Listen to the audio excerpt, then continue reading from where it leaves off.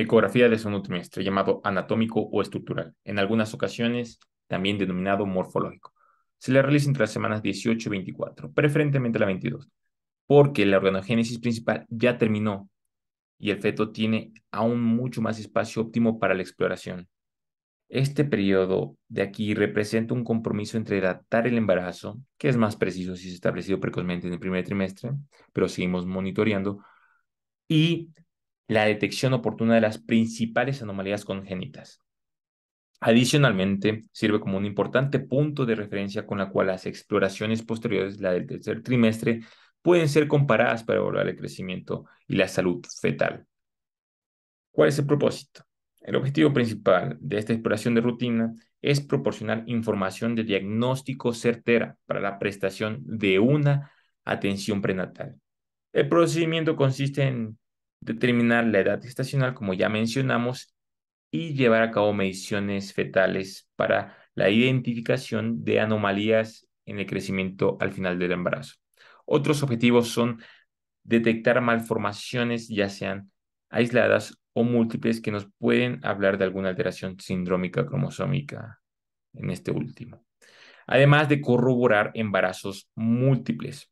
Dentro de las malformaciones están la gastrosquisis, que es la herniación del intestino fuera de la cavidad abdominal sin una cubierta peritoneal, el onfalocele, que es lo mismo que el anterior, pero con una cubierta peritoneal, la anencefalia, donde observamos ausencia de partes cerebrales hacia la bóveda craneal, de hecho no hay una bóveda craneal como tal, atresia duodenal, etcétera. ¿A quién se le debe realizar la exploración ecográfica? A todas las mujeres embarazadas, ya que estas exploraciones seriadas pueden resultar útiles para algunas madres con factores de riesgo. Valoramos también el crecimiento, como ya dijimos, la anatomía y también la cervicometría. A finales del primer trimestre e inicios del segundo, incluimos la medición de la longitud del cérvix y el aspecto del orificio cervical interno u OSI para descartar la posibilidad de incompetencia cervical. La podemos medir vía transvaginal, que es una medición más exacta. Normalmente esperamos ver longitudes mayores de 3 centímetros, menores a 2,5 consideramos incompetencia cervical, y cuando es más corto, incluso podemos observar membranas amnióticas protruyendo a través del orificio cervical interno. Esta incompetencia está muy asociada a parto pretérmino. En la valoración de la anatomía fetal, ¿cómo detectamos una anomalía? Pues básicamente tenemos que revisar el feto en cada estructura, observando cómo está conformada sus relaciones con los órganos adyacentes y realizando medidas de algunas de las mismas. Una mitad de los pacientes lo primero que pregunta durante su ultrasonido es si su bebé está bien, y la otra mitad siempre pregunta el sexo.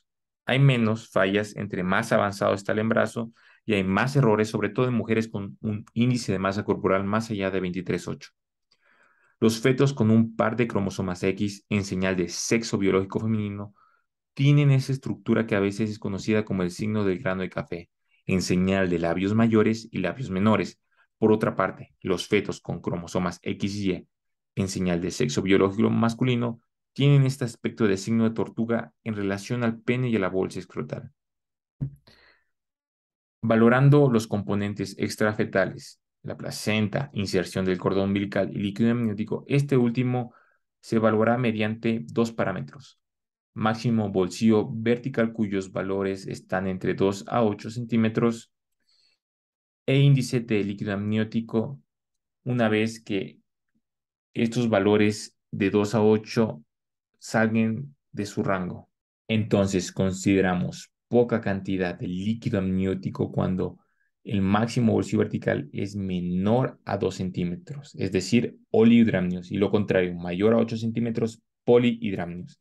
De la misma manera, el índice de líquido amniótico y la menor a 5 centímetros, oligohidramnios, y mayor a 25, polihidramnios. El líquido amniótico es básicamente la expresión urinaria del feto dentro de las membranas amnióticas, por lo cual si hay una enfermedad renal como la agenesia o alguna obstrucción urinaria, pues no va a existir un adecuado nivel de líquido amniótico. Con el polidramnios siempre debemos buscar alguna malformación fetal, sobre todo defectos del tubo neural, ya que están altamente asociados, aunque también suelen ser de causa idiopática. En la anencefalia, por ejemplo, es el mecanismo de deglución el que está afectado. O si hay una obstrucción del tracto gastrointestinal como un esófago que no se conecta con el resto del tracto, eso aumenta el líquido amniótico. También hay que recordar que el feto respira líquido para formar los pulmones, por lo que si hay alguna masa en el tórax o hernias en el diafragma que suban el contenido abdominal al tórax, esto también causa un incremento de líquido. Por último, evaluamos el desarrollo fetal a través de algo que conocemos como fetometría o biometrías fetales. Existen múltiples medidas como desde medir el pie hasta la distancia entre las órbitas, pero los cuatro parámetros básicos que como mínimo deben medir en todos los estudios que se manden son el diámetro biparietal, la circunferencia cefálica, la circunferencia abdominal y la longitud del fémur. La circunferencia cefálica y el diámetro biparietal lo medimos en la cabeza fetal realizando un corte transversal o axial. Se busca el plano en donde localicemos la hoz del cerebro, los tálamos y el tercer ventrículo, y ahí medimos desde la teca externa hasta la teca interna el diámetro biparietal. Para medir la circunferencia cefálica lo hacemos mediante un óvalo alrededor de toda la calota. La circunferencia abdominal primariamente está determinada por el tamaño hepático, el grosor de la piel y el tejido celular subcutáneo, que esperamos que sea mínimo en el feto.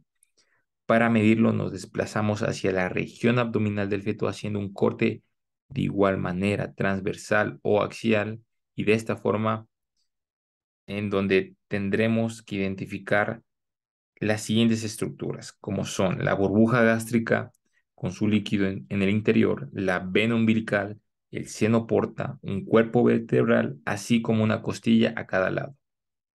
La medición del fémur, en cambio, será desde diáfisis proximal a distal sin incluir las epífisis, en donde generalmente podemos ver al feto con sus piernas plegadas. Los cortes para la valoración de la anatomía fetal, que son un tema de subespecialidad, señalamos cabeza, tórax, corazón, abdomen, diafragmas, columna, cara, extremidades y genitales externos, los cuales ya hablamos.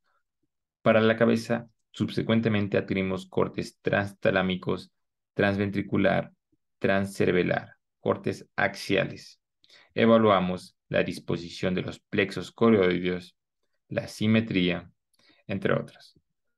El corazón, mediante ecografía bidimensional y aplicación de Doppler acular, comprobamos la situación y estimamos subjetivamente el tamaño en relación a la del tórax. Analizamos 5 cortes, los cuales comprenden cámara gástrica, 4 cámaras, salida de la aorta, salida de la arteria pulmonar y un corte transverso. Comprobamos la permeabilidad del foramen oval, implantación de las válvulas mitral y tricúspide, integridad del septo interventricular y además observamos la dirección de la punta del corazón en relación a la cámara gástrica. Dentro de la cara analizamos cortes transversos a nivel orbitario, un corte sagital medio donde evaluaremos el perfil fetal. En los riñones se deben identificar ambos de ecogenicidad, tamaño y localización correcta, sin dilatación pielocalicilar significativa. En conclusión, en la actualidad ya no hay excusa para no detectar todas estas anomalías previas a los nacimientos, por ejemplo, desde una tetralogía de Fallot hasta un labio paladar hendido, de los cuales pues ya debe estar enterado el ginecólogo y pediatra previo al parto. La ecografía del segundo trimestre suele durar aproximadamente 30 minutos hasta 2 horas.